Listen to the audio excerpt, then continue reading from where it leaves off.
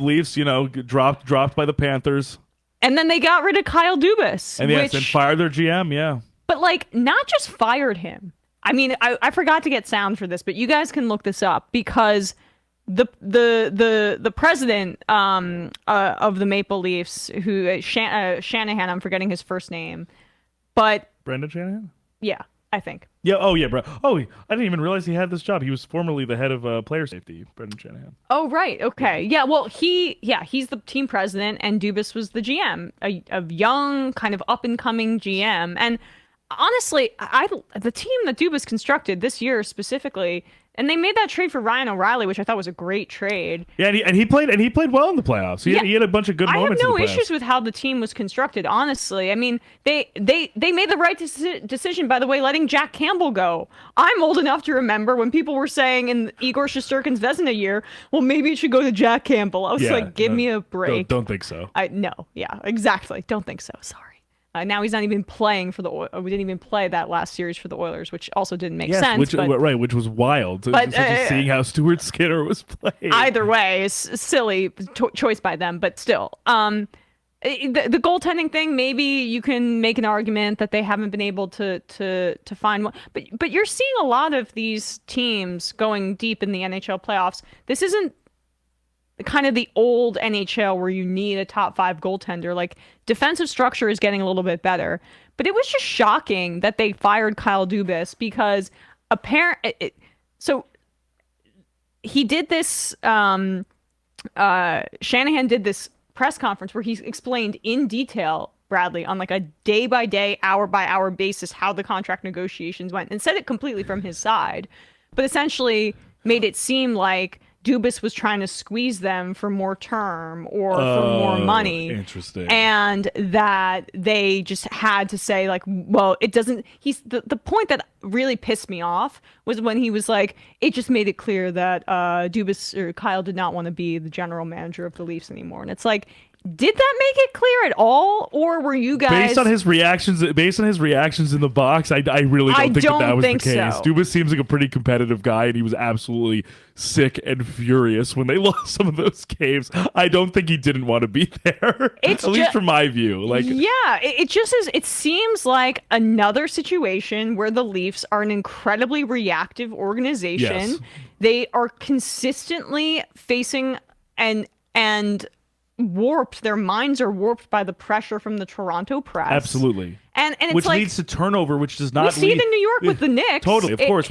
Yeah. The level of turnover, even despite potentially middling or disappointing results, does not sometimes lead to like the revolutionary next step. It sometimes actually actively sets teams back. We've seen it with the Knicks, who have had like literally 20 coaches in the last 20 years. Yeah. Like it hasn't helped that they've had no consistency. There's a reason that the last time they won a championship was around the same time that the Knicks did, by the way. These are in the early 70s. These are the two, like, if you think of hockey, you think of Toronto. If you think of basketball, you think of New York. I mean, like, that's the sport that most people play in this city. And despite record, like, two of the most profitable organizations in all of sports, and despite their lack of playoff success. And this is just, I thought that was total horse crap. The way that he threw Dubas under the bus and didn't let Dubas tell his side of the story, and he, to my knowledge, hasn't said anything publicly about it. But he's gonna get hired by somebody. He's already interviewing with the Penguins. But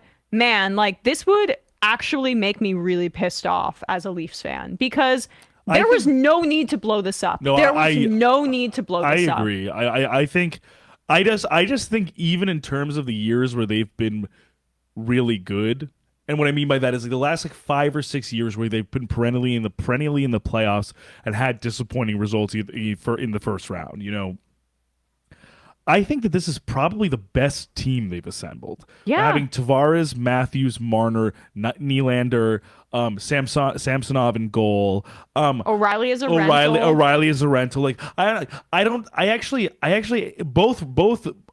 O'Reilly, and then also, is it Morgan Riley is the other? I think he's the other Leafs player. Yes. They have a solid, like, good deep team. I think this is something where this is the first. I guess to me, it's almost equivalent to, like,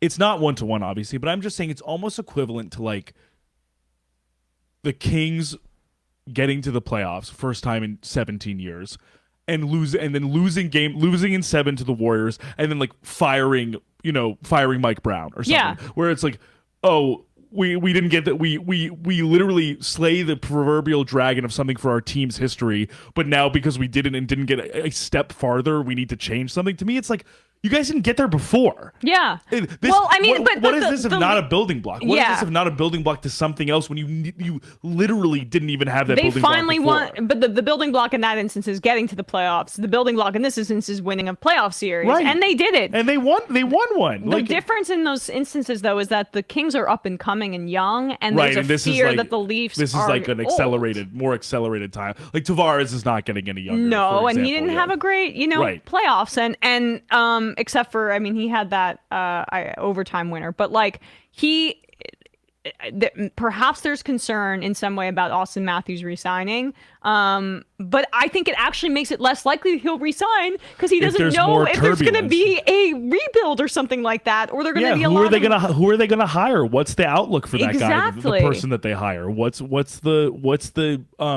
What is their long-term or short-term plan for the organization now that Dubas is not there anymore? Yeah, and is Sheldon apparently Keefe still Dubas- coach? Like, I mean, I don't think he shouldn't be. I'm just saying, like, sometimes GMs don't love inheriting a coach and vice versa. Coaches don't love, having their GM leave and them staying with another guy, another person to just take over the front office. So I just think it leads to more instability than is necessary for what they accomplished. Yeah, I agree. And apparently Dubas was loved by the players there. This makes it less likely, I think, that Auston Matthews resigns, and that could set up a huge, It'd be I were an him- enormous domino. If they I were left. him, If he left. I would not. If I were him, I would 100% not. Because then you go into your final contract year.